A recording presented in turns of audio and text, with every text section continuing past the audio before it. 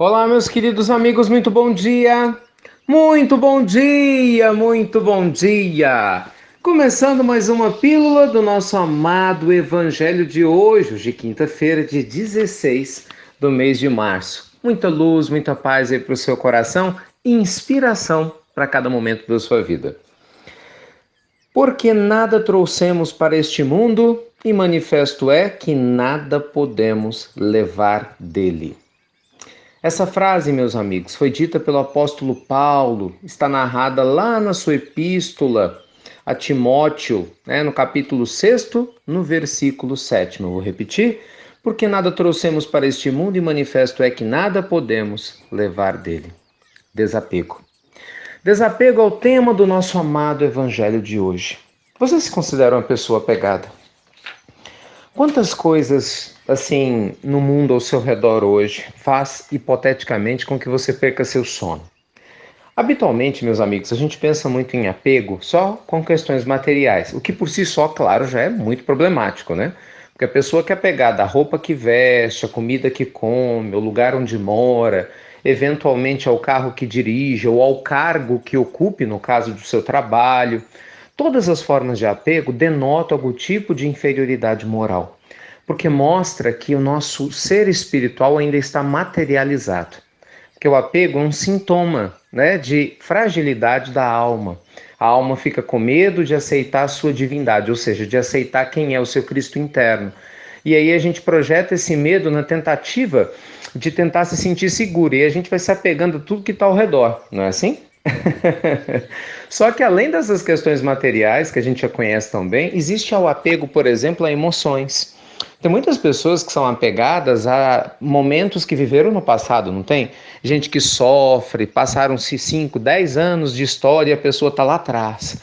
Ou apegada no momento agradável que viveu, ou apegada à tristeza que passou. Conta aquele momento 10 vezes, 15 vezes, para todo mundo que encontra uma, duas, três vezes, e a pessoa não vive. Por quê? Porque ela está apegada ao passado. Seja por coisas boas ou coisas ruins. Qual que é o grave problema, por exemplo, de quem é apegado a emoções do passado? Simples, não viver o presente. Se fechar para a magia de viver o aqui e agora, de reconhecer que cada passo novo que é dado na vida é um convite fantástico para que a gente possa aproveitar a nossa existência com consciência, com integridade, com a plenitude da harmonia entre nós e a nossa consciência divina. Por isso, meus amigos, nunca é demais lembrar que Jesus, em uma das falas extraordinárias do Evangelho, nos diz: não vos inquieteis, pois, pelo dia de amanhã. Mateus 6, versículo 34, para quem gosta de estudar. Não vos inquieteis, pois, pelo dia de amanhã. Deixai que cada dia cuide de si mesmo, porque basta cada dia seu próprio mal. E lá nos falava também Jesus, claro, sobre a importância do desapego das preocupações, da gente viver um dia de cada vez. Então, voltando nas palavras de Paulo, nessa epístola a Timóteo, que tanto. Olha só, naquela época, hein? Já falava que a gente não leva nada dessa terra, a não ser as obras que a gente faça, e caminhando nas linhas do tempo até os dias atuais, a gente é convidado a refletir realmente qual é a grande fortuna da sua alma.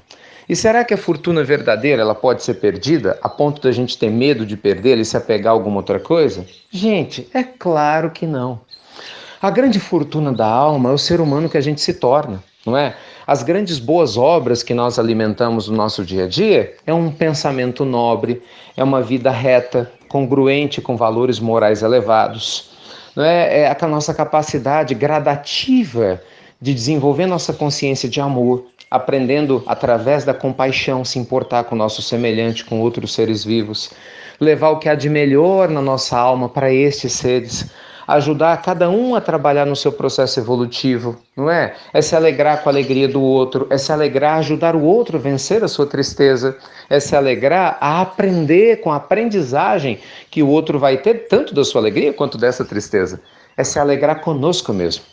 Meus amigos, quando nós passamos até essa consciência que a grande fortuna da alma é o crescimento espiritual que a gente faz, é viver nesse momento presente com compaixão, com amor, e a gente traz a gratidão como a cereja do bolo, aprendendo a agradecer a cada momento que passa, pelo bem que nos acontece e também pelo mal que não nos acontece.